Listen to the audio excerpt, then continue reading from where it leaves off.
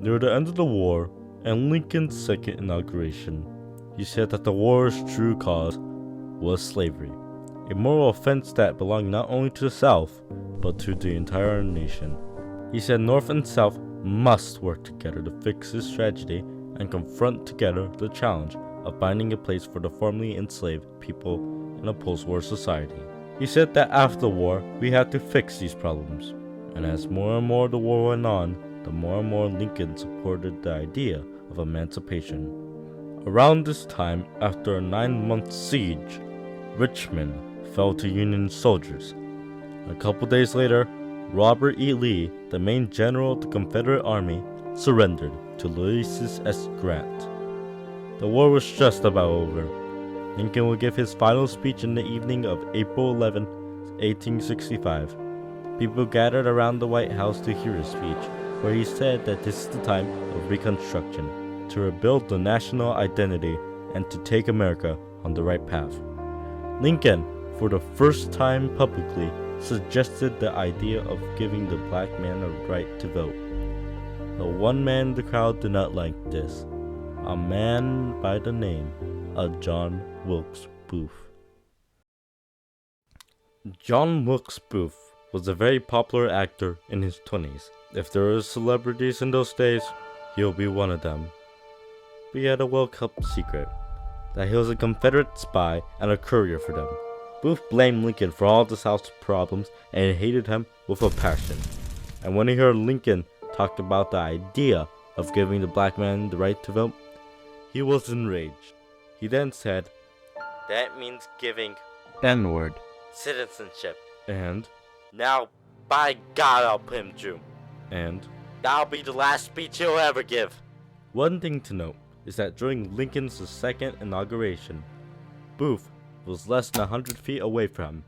Booth will later write in his diary, "What an excellent chance I had, if I wished, to kill the president on Inauguration Day."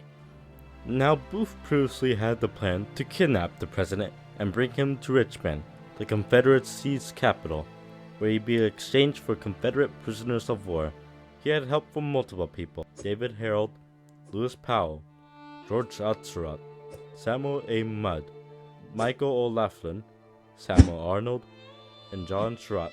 John Surratt's mother, Mary Surratt, allowed Booth and company to meet at her boarding house in Washington, D.C. On April 11, 1865, John Wilkes Booth was having a normal day.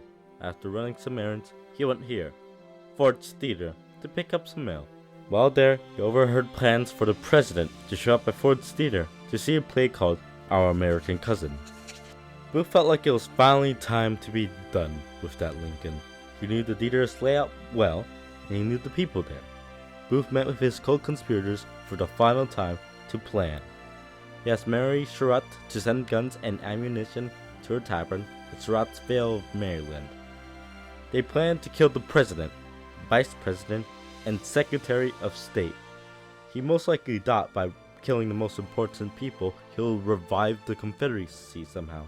The group also planned to kill Ulysses S. Grant, but Grant had declined the offer to go to the play. George Atzerodt was the one in charge of killing the vice president. Lewis Powell was in charge of killing the Secretary of State. David Harold helped Lewis Powell get to Surratt's house and met with Booth outside of D.C. Nevertheless, the day came when the play started. Lincoln and his guests arrived a bit late, and Booth even later. Booth knew the play well and knew there was a scene in the third act that would make the audience laugh and allow him to muffle his gun, a .44 caliber Derringer. Lucky for Booth, there was surprisingly very low security. The people in the theater knew him and had no problem of letting a celebrity like him see the president. And the presidential servant outside the presidential box had no problem letting someone like him inside. Plus, the police detective that was supposed to be protecting Abraham Lincoln was in a nearby bar getting a drink. There was no Secret Service back then, since Lincoln had just signed the legislation to create the Secret Service that same day. The president was practically unprotected that night, and around 10 p.m. that night, the lone actor on stage, Harry Hawk, said a joke that made the audience uproar in laughter. Booth stepped into the box, raised his single-shot pistol, and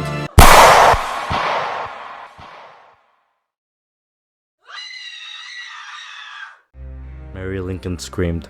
Booth got into a knife fight with Harry Rathbone, the president's guest. Booth sliced Harry Rathbone, and his blood spilled everywhere. Booth jumped from the balcony onto the stage, raised his right hand with knife, and shouting, "Dic Semper Tyrannis!" Thus Aris to tyrants, in Latin. He thought of himself as a Brutus, killing a Caesar. The audience was in shock, and stood up. The room was silent, and people were wondering, is this a part of the play? Booth then quickly went to the rear end of the stage and fled through an alleyway on horseback, and escaped in DC onto Maryland, where he'll meet up with David Harold, just as planned. Around the same time, Gerald Hatteras sat at a bar in Kirkwood House. He could not work up the courage to kill Andrew Johnson, so he just sat and drank. When he was drinking away, he might have accidentally said too much by asking the bartender where Johnson was. Hatteras never attempted to assassinate Johnson, but he seemed like he was thinking about it. Lewis Powell had entered the Secretary of State William Seward's home, drawing a knife, punching many Seward's friends and family to get to him. He found Seward lying in his bed, recovering from injuries from a carriage accident a few days before. Powell slicing Seward in the head and drove like a beast, but surprisingly, Seward was unharmed. Seward was wearing a metal and canvas splint on his jaw, which remarkably deflected many of the blows. Powell, assuming that he had finished the job, started running and was in pursuit by Seward's relatives. During his escape, he'll knife and pistol whip a total of 5 people in the house. The president was mortally wounded, was carried to a cheap lodging house nearby. Lincoln was unconscious. An army surgeon by the name of Charles Leo said Lincoln would not survive a trip to the White House, so they took him to the house of William Peterson. There were many doctors around Lincoln, and all of them knew that it was over. At about 7:22 the next morning, he died, the first U.S. president to be assassinated. Back to Booth. He and Harold made it to Mary's Tavern to pick up guns and ammunition. Around 4 in the morning, they made it to the home of Samuel Mudd, where Mudd fixed up Booth's leg. There's one thing that Booth most likely didn't account for, and that is how big this manhunt will be. It ended up being the largest manhunt in US history. About 2,000 soldiers went out searching for Booth in all directions that night. Rewards were being offered up from $50K to $100K. That is, in today's money, $930,000 to $1,860,000. On April 26th, Booth and Harold were caught by detectives and soldiers from the 16th New York Cavalry. They were caught at the farm of Richard H. Garnett, a tobacco farmer. They surrounded the barn, gave Booth and Harold a chance to surrender. Harold put his hands up and surrendered, but Booth had a hardened heart. He refused to come out, so they lit the house on fire. When Booth came out, he had a rifle in one hand and a pistol in another. He was headshot in the back of the head by Sergeant Boston Corbett. Booth would die 2 hours later. The trials for the conspirators began on May 10th and lasted into June 30th. They were all found guilty for conspiracy. The 4 main conspirators were all hanged. Even Mary Surratt was hanged, even though she testified that she was innocent and only allowed the conspirators to meet in her house. She became the first woman to be executed by US government. Dr. Samuel Mudd was charged with conspiracy and aiding in Booth's escape. He was found guilty and sentenced to life in prison, but the former vice president, President Andrew Johnson, pardoned him in February 1869.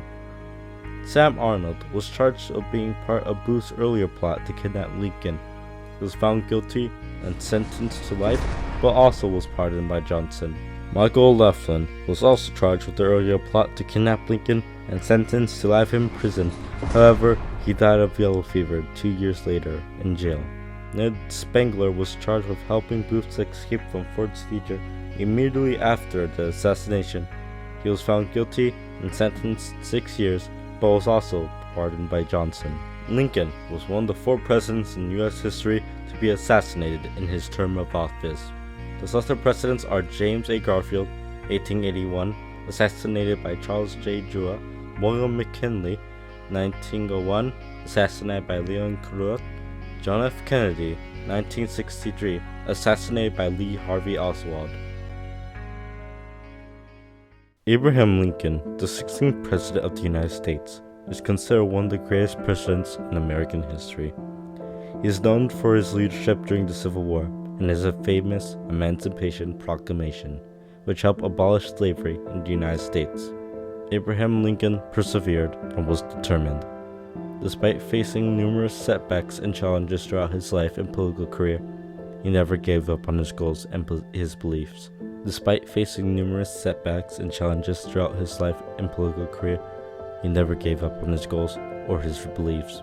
Lincoln's strength and determination was a big part of his character, and his eloquence as a spokesman for democracy and his beliefs in self-government also contributed to his legacy of the dedicated man. Before I end this, I'd like to talk about one more thing. On April 4th, 10 days before his assassination, he had a very strange dream. He describes it as this: "There seemed to be a death-like stillness about me. And then I heard the subdued sounds as if a number of people were weeping. I left my bed and wandered downstairs.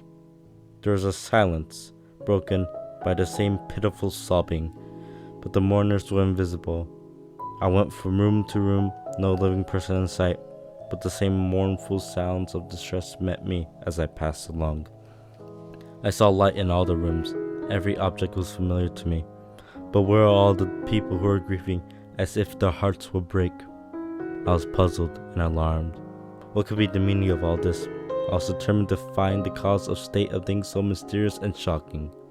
I kept on until I arrived in the east room, which I entered. There, I was met with a sickening surprise. Before me was a casket, which rested on a corpse wrapped in funeral vestments. Around it were stationed soldiers who were acting as guards, and there was a throng of people gazing mournfully upon the corpse, whose face was covered, others weeping pitifully. "Who is dead in the White House?" demanded one of the soldiers. "The president. He was killed by an assassin." Then came a loud burst of grief from the crowd, which woke me from my dream. I slept no more that night, and although it was only a dream, I have been strangely annoyed by it ever since.